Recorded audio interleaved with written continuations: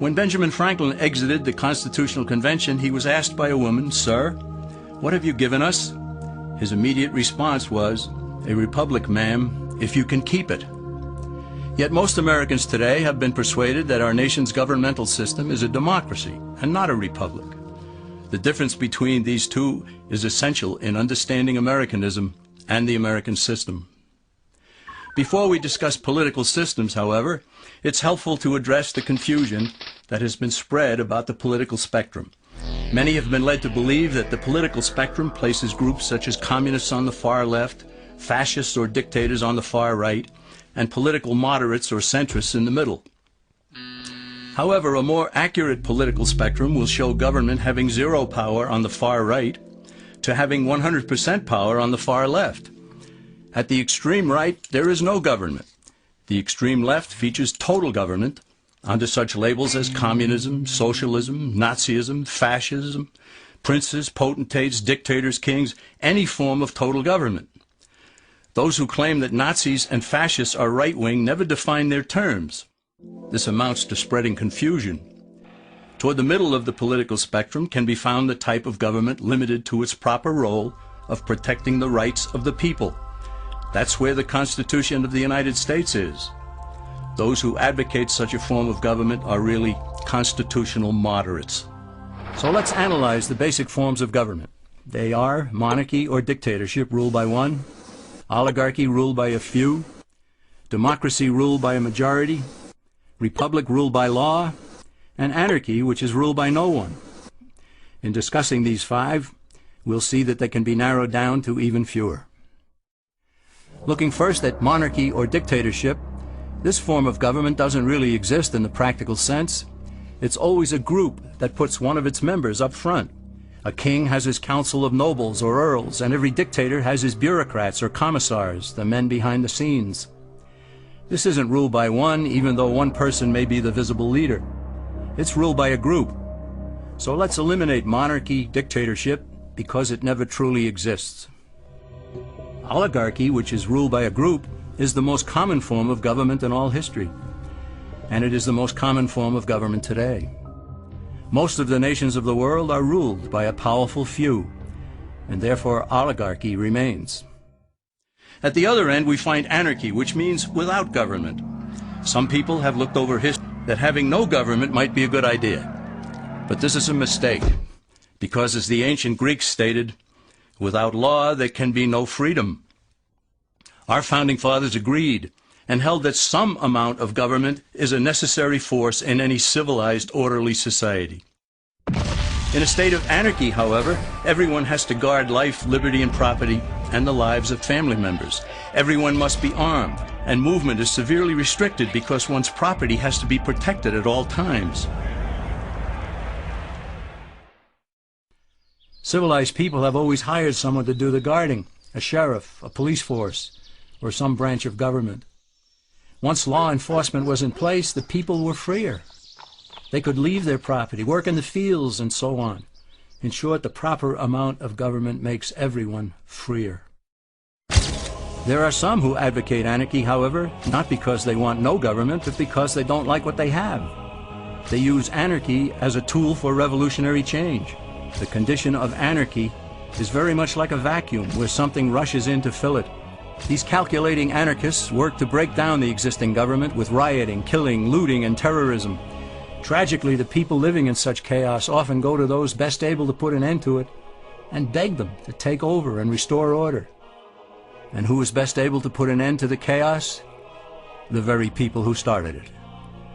The anarchists who created the problem then create a government run by them, an oligarchy, where they have total power. This is exactly what happened in Russia that led to Lenin taking total power, and in Germany where Hitler's brown shirts created the chaos that brought him to power. But anarchy isn't a stable form of government.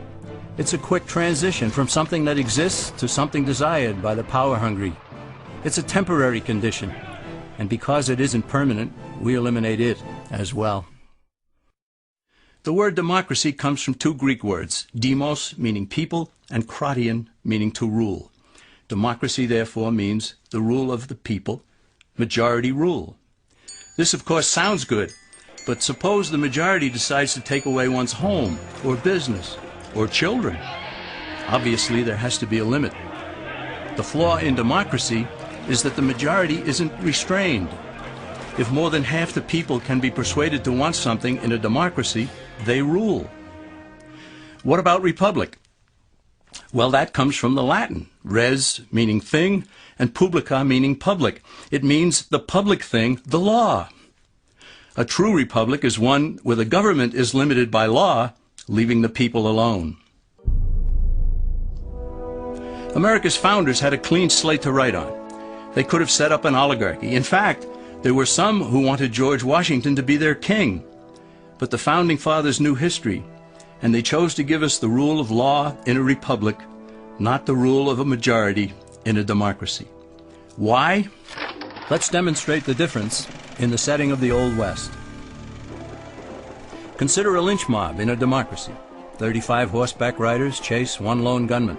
They catch him, and they vote 35-1 to hang him. Democracy has triumphed, and there's one less gunman to contend with. Now consider the same scenario in a republic. The 35 horseback riders catch the gunman and vote 35-1 to hang him, but the sheriff arrives, and he says, "You can't kill him. He's got his right to a fair trial." So they take the gunman back to town. A jury of his peers is selected, and they hear the evidence and the defense, and they decide if he shall hang. Does the jury even decide by majority rule? No, it has to be unanimous or he goes free. The rights of the government aren't subject to majority rule but to the law. This is the essence of a republic.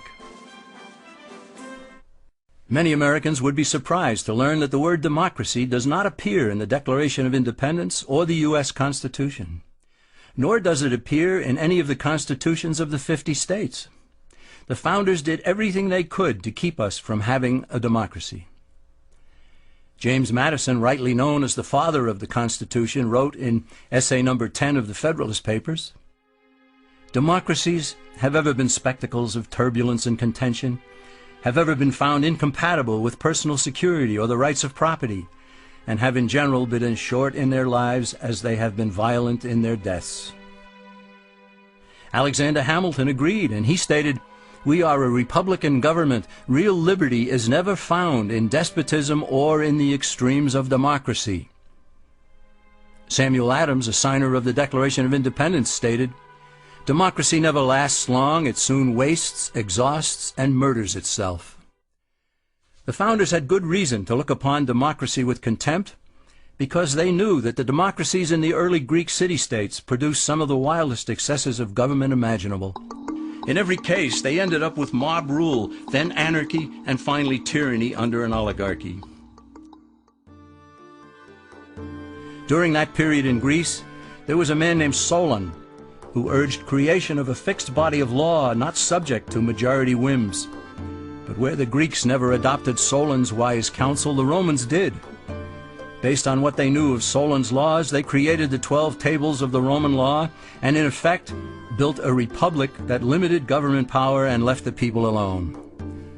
Since government was limited, the people were free to produce, with the understanding that they could keep the fruits of their labor. In time, Rome became wealthy and the envy of the world. In the midst of plenty, however, the Roman people forgot what freedom entailed. They forgot that the essence of freedom is the proper limitation of government. When government power grows, people freedom recedes. Once the Romans dropped their guard, power-seeking politicians began to exceed the powers granted them in the Roman Constitution. Some learned that they could elect politicians who would use government power to take property from some and give it to others. Agriculture subsidies were introduced, followed by housing and welfare programs. Inevitably, taxes rose and controls over the private sector were imposed. Soon, a number of Rome's producers could no longer make ends meet, and they went on the dole. Productivity declined, shortages developed, and mobs began roaming the streets, demanding bread and circuses from the government. Many were induced to trade freedom for security. Eventually, the whole system came crashing down. They went from a republic to a democracy, and ended up with an oligarchy under a progression of the Caesars.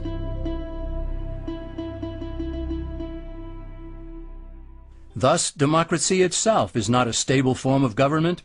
Instead, it is the gradual transition from limited government to the unlimited rule of an oligarchy.